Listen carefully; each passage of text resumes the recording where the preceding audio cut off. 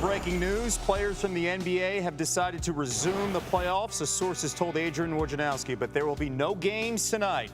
The league announced that all three of today's games have been postponed in the wake of the three postponed games yesterday, as players are protesting by not playing after Jacob Blake was shot 7 times by Kenosha police in Wisconsin on Sunday.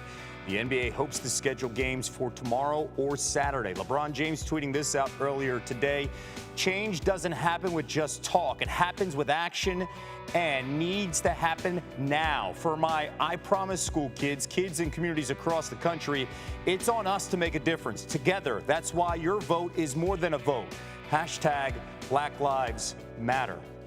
Stephen A. Smith joining us now on SportsCenter. Stephen A., after what we saw yesterday and hearing about meetings late last night and early this morning with the players, what was your reaction to the NBA players deciding to continue the playoffs? I wasn't surprised. I applaud them for the position that they took. Obviously, the Milwaukee Bucks had every intention of just forfeiting their game against the Orlando Magic. That's probably why they didn't get anybody involved and made a unilateral decision. But nevertheless, the other team stepped up. The other 5 teams stepped up that were scheduled to play yesterday. Obviously, additional teams that were scheduled to play tonight all stepped up. And it was important that they came together to bring attention to yet the latest tragedy that has taken place with an unarmed black man at the hands of a law enforcement official. Having said all of that, the NBA players came to the bubble to begin with because they recognized they had a collective bargaining agreement. They recognized there were billions of dollars at stake in the event that they didn't come. And even after they came, and once they completed the 8 regular season games that satisfied their regional partners,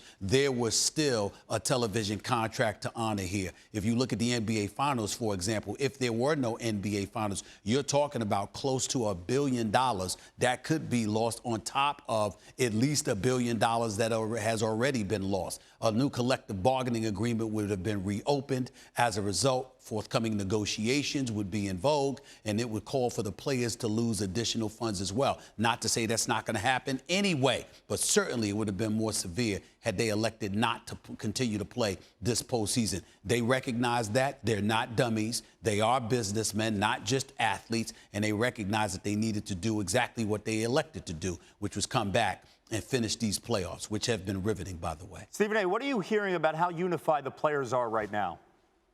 Well, I think that you hear a lot of division only from the standpoint of specifically what to do. You did have the Lakers and the Clippers that were looking to sit out, led by LeBron James and the Los Angeles Lakers, Kawhi Leonard and the Los Angeles Clippers. Those are the 2 prohibitive favorites. They're in the 2nd largest market in the United States of America. So had they elected not to play, it would have been incredibly problematic. I think it would have delegitimized a potential NBA champion if they had neglected to participate. But also, based on what you heard about the meeting last night, they went in there, a lot of voices were raised, a lot of guys were yelling, a lot of guys had different opinions and things of that nature. But in the end, the vast majority, and matter of fact, 28 of the 30 teams wanted to continue playing. The 2 teams in L.A. did not. They were outnumbered, even though one could easily surmise that LeBron James ain't outnumbered by anybody in the NBA. But clearly he's elected to play, so everybody's intending on moving forward. What do you expect to see now moving forward from the players when they have the chance to talk to the media? And I go back to what Doc Rivers said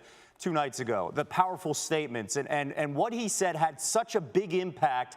It went viral. You don't have that outside the bubble. What do you expect from these players as well as coaches and the referees standing together and unified inside this bubble moving on? Well, believe it or not, I think Doc Rivers has tremendously helped their cause, not just because of the powerful message that he delivered, but also, as you pointed out, how it has resonated. I had one league executive tell me last night, like 2 or 3 in the morning, if Doc Rivers was outside the bubble and had given the same speech, how much would that have resonated? We all know the answer to that question. It wouldn't have measured up to how it's rated thus far and how it's been viewed thus far. What's the reason? He's a basketball coach that's presently active right now inside that bubble, taking the stance that he took. So it really augments the NBA's position that being inside that bubble, being assisted by the NBA and supported by the NBA, having that platform to disseminate a message to the masses is far more profound than being outside of the bubble, not playing and operating as an individual entity.